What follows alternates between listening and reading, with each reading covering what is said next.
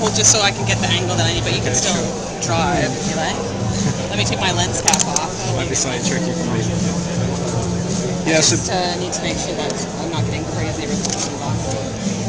Okay, so you were going to show me the... yeah, so you can see I've actually switched to another scene now. So in this scene, this is my kind of daytime scene. So what I've configured here are things that I'm going to be using in the day. So I've got my stock widget, which is not something I would normally have in an evening. Also, if I look at my, I've got my mail and it's my work mail that I've got set up here. So rather than my mail at home as well. Okay. Also, so you've got 7 screens actually, and within each screen you can just customize it. So if I decide I actually don't want to have the internet, I can maybe pick something else. And I've got quite a wide selection of different things I can add to the home screen. So, and depending on what I want to add, there's sometimes some different sizes as well. So I might want a full screen music if that's a big deal for me, but I could also maybe choose a slightly smaller widget. Once I select that, I'm able to drag that around the screen as well. So if I click and hold, allow me to drag it and drop it wherever I need it as well. So again, I could add something else to the screen. Maybe all I just want is a shortcut to maybe one of my favorite friends. So I could just pick a contact, add them, and then maybe send a message to them. And so that person's there. Again, I could drag it around. And I actually have 7 screens where I can do this on, so it's pretty flexible. And then if I do want to switch to another scene that I've saved, then I can switch to that, and that will have a predefined set of things saved as well. The other thing that's really neat is around this people-centric communication and keeping things close to you. So John had already shown that. So when you go into the people experience, the idea is that you can access everything about a particular person. So if I pick, say, Charles, I'll better see all the communications I've had with Charles. So that might be text messages, maybe that's email, but I'll also better have a look if he's got albums as well, and I'll actually be seeing the live Facebook and Flickr albums. And you can basically associate anyone in your contacts with Facebook and Flickr. One of the other things you'll do once you've associated it with a Facebook or Flickr, you'll get notifications when new events have happened, like a status update. It'll also import their birthdays, things like that. So it's quite interactive actually. And you'll see that go through in the home screen as well. So if I've received a notification from somebody, a particular person in the person widget, I'll actually see, there you go, Josie's got some updates.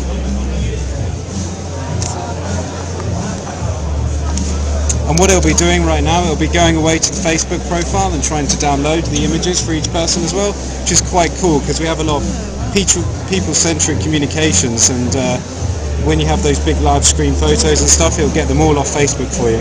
So can you show me that Twitter app again? Yeah, sure, I'll get the Twitter widget. And so I could similarly do like live news updates or Facebook status or whatever? Yeah, exactly. We've got various different widgets, and they allow you, and they basically just push in content all the time for you. Now, I was going to ask, when you when you connect these different profiles on your phone, does that save it somewhere? Like, what if you were to get a new HTC phone that has HTC syncs? Would it be able to update that? Yeah, that's a great question actually. So for this device, we've actually added a sync tool. So the idea is that you can connect it up to your PC and it will synchronize those settings so they're saved. So next time you switch to a new device with a HTC Sense, you'll better back those up. And the sync is through your PC? Yeah. Okay, awesome.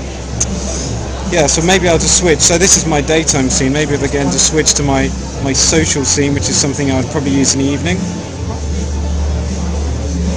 Just ask me. So you can have like multiple scenes, and the idea is that you would switch between scenes maybe twice or 3 times a day. And so this is my kind of social networking scene here. So you can see maybe I've got the Twitter widget, but I've also added some other things, which is like, let me just show you.